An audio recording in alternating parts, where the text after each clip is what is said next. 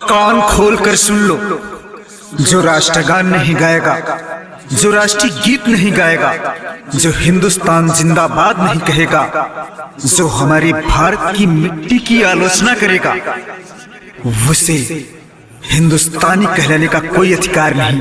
वो सिर्फ देशद्रोही है। वंदे मातरम ना गईबा ना ही राष्ट्रगान, वंदे मातरम ना गईबा ना ही राष्ट्रगान।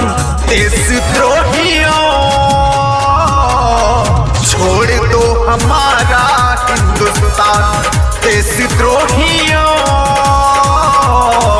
छोड़ दो हमारा हिंदुस्तान।